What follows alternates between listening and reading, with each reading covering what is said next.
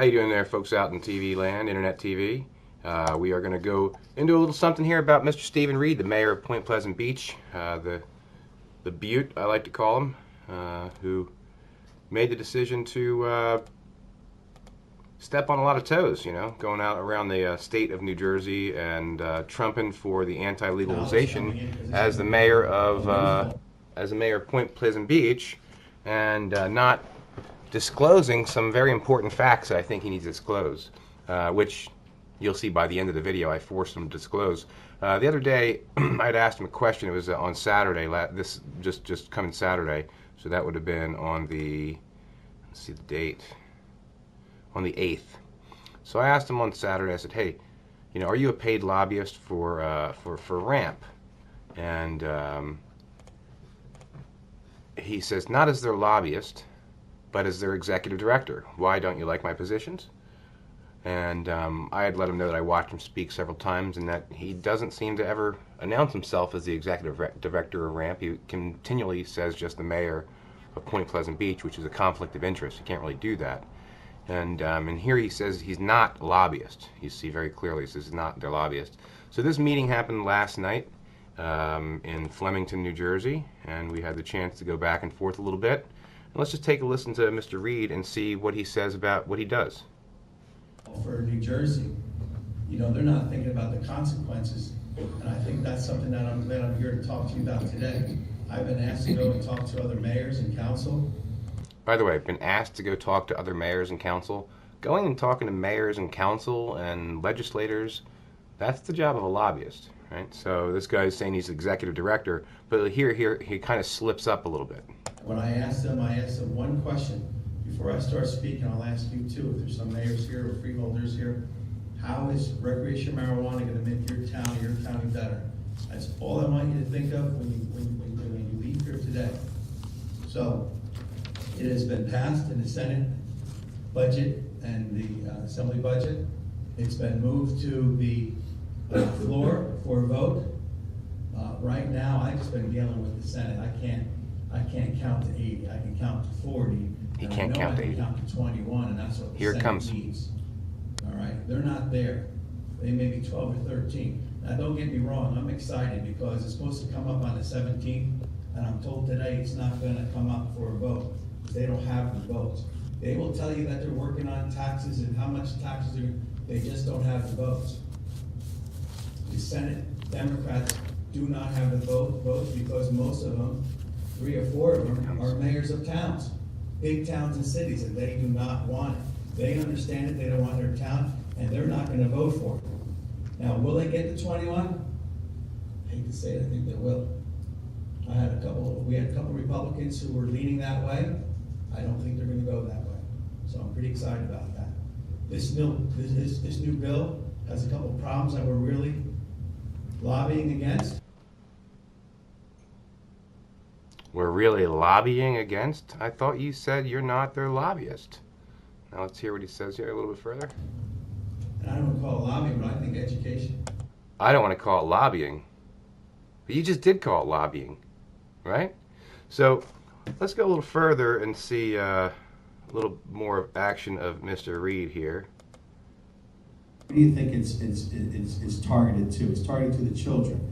And let's not be fooled. It's all about the children here. All about the children. Get them young. THC levels, again, you've got high years ago, you maybe like 5 to 10%. Now, edibles are 85 to 95%. And then like the marijuana is like 20 to 40%. So we got some real issues here. We got THC levels that they're not even thinking about, you know, lowering, not even talking about that. So they can basically put out any THC levels as they want. And my good friend, Governor Florio, he's the head lobbyist for the edible people. I mean, this is unbelievable. Every lobbyist on Trenton, on State Street, has 2 or 3 pro-marijuana clients. Me and the people who don't get paid. Me and the people who don't get paid, he says at this point. Basically, he's saying, listen, I'm very, he's like the Pope, you know what I mean? He's going around doing this for free, showing up at towns all around the state, different committee meetings, you know, taking time away from his schedule, and lobbying against cannabis for free. But that's not the truth, Mr. Reed, because you say here, are you being paid as a lobbyist, but you say not as their lobbyist. So when I had the chance to ask you a question, you didn't really respond the right way, if you ask me, in the sense if you're trying to keep this charade up. So here's the end of the charade for Mr. Reed. It seemed as though he was asserting that you could died of cirrhosis. It seemed as that alcohol causes much. This is me. It seemed as though he was asserting that you could use marijuana to combat addiction with opiates directly. Now remember, you say not as their lobbyist. He says he's not their lobbyist. And he just earlier said he's lobbying. Which would be different from using marijuana to combat somebody's opiate intake that has a chronic pain. So they're two different situations. There's a guy before me. And here Yes, comes I have a me. question. First, I want to make two statements. Number one, in 5,000 years of medical history, there's not been one person to ever overdose from marijuana. I just want to let you know that it's not medically possible to overdose from marijuana. It is extremely medically possible to overdose from alcohol. I have a friend who died in college. I'm sure people have friends that have died of cirrhosis of the liver. As to the officer's point, having a dispensary in town and 10 officers. Even though it's not There's fatal. 13 bars in your town and 3 liquor stores. So I don't know if you have enough officers for your liquor stores, because it's proven that alcohol causes much worse impairment driving. And to what you say to your children, it is true. And to what you say to your children is, you say we got it wrong. That the law was passed in order to subjugate Mexican and black people.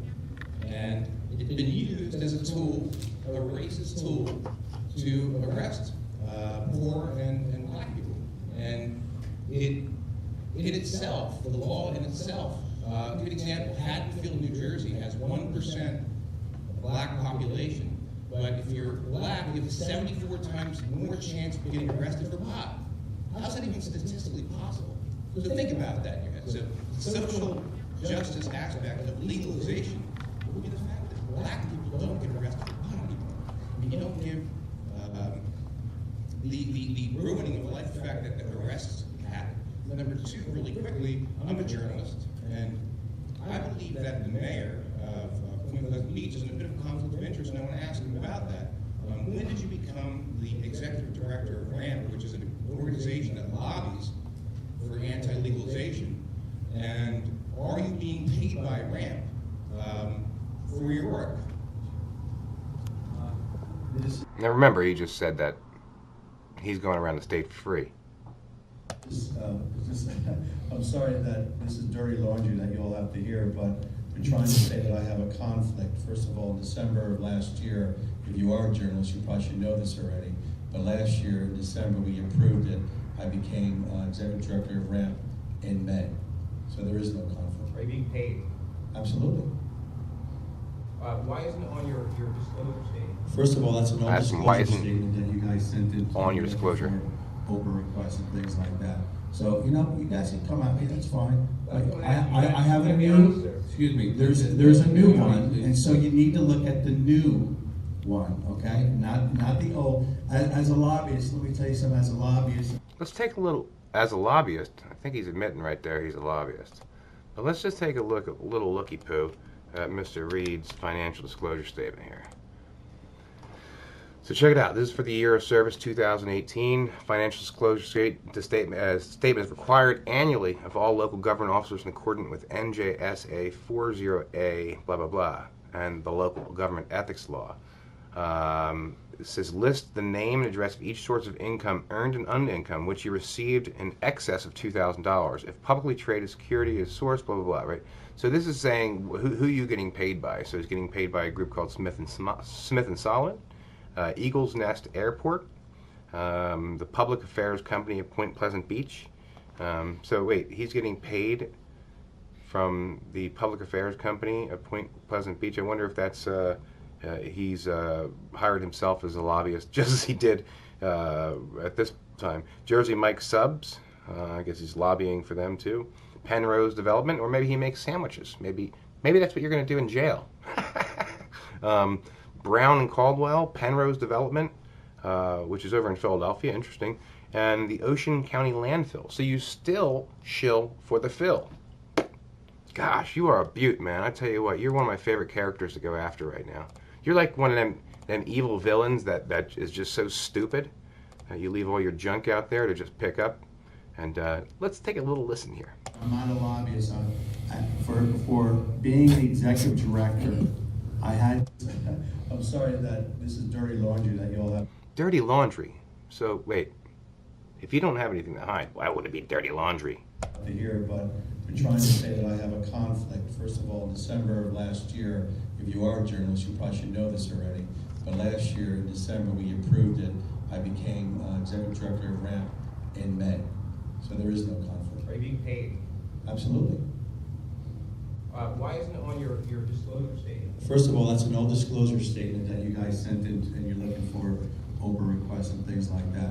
So, you know, you guys can come at me, that's fine. I have a new, excuse me, there's a new one, and so you need to look at the new one, okay? Not the old. As a lobbyist, let me tell you something, as a lobbyist, and I'm not a lobbyist, for being the executive. Did you hear, as a lobbyist, and I'm not a lobbyist? Just like he says, not a lobbyist. Now, wait till you hear the humdinger coming. Director, I had to, because there wasn't anyone who was a lobbyist, and if you're talking with legislators, you need to be regulated. As a lobbyist, it's the most regulated industry in the country, okay? So you have to put down who you represent. So I represent, in my 2019 ELEC report, you'll see there's only one client that I have. That is New Jersey Ramp, and I'm a registered. So thank you. If it blacked out there for a second, but he said that I'm a registered lobbyist for. I'm a registered lobbyist for. So he's a registered lobbyist for RAMP, but he said here just on Saturday that he was not a lobbyist. And he's been going around the whole state acting like he's just the executive director and doing this out of the goodness of his heart. He even said doing it for free. I mean, he acted as pious enough to say I'm doing it for free when he's not. He's a lobbyist. He's probably getting paid pretty well, too. Interestingly enough, did he dump his other clients for next year? Is RAMP paying him so well that he doesn't need to take the shill for the fill anymore? I mean, come on, big guy. You just admitted you're a lobbyist for a corporation that is anti-legalization. You passed the first anti-legalization bill in the sense of banning dispensaries before they were even, in the sense of a real thought, because there's no bill passed yet through the legislature or signed by the governor.